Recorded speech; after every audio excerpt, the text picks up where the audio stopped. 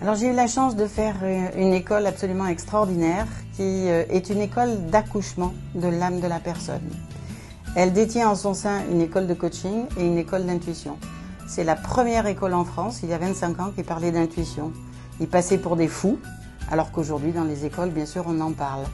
Voilà. Et donc j'ai fait tout le cycle.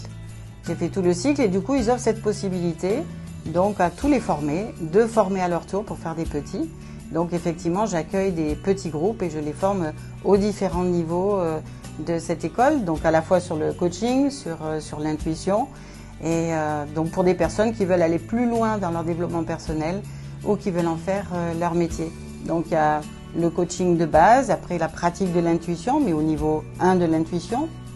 Parce que dans l'école d'intuition, il y a le niveau 1 et le niveau 2. Donc là, c'est le niveau 1 qui est intégré donc, au programme de coaching.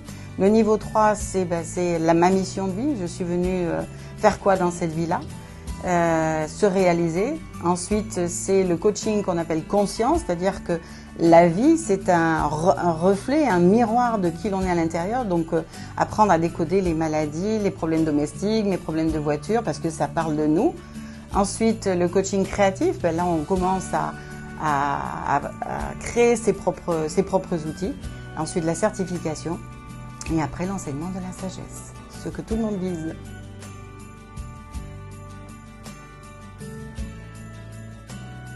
Alors j'ai pris un groupe de 3 personnes et qui effectivement avaient des objectifs de vie et puis qui ont été vraiment très surpris de tout ce que ça faisait remonter en positif, en positif je dis bien à la surface, toutes les ressources qu'elles possèdent et ce pourquoi elles sont venues là et donc du coup des tas de choses s'apaisent, c'est clair, on comprend mieux comment on fonctionne, on comprend mieux son histoire et donc du coup les personnes elles retrouvent l'élan pour se relancer dans leur existence.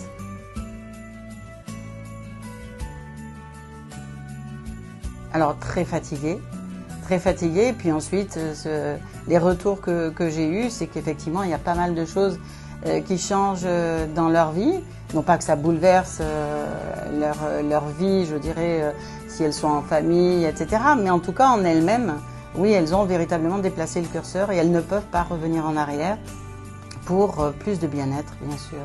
Je suis votre allié et vous propose tous les outils dont je possède pour devenir enfin vous-même.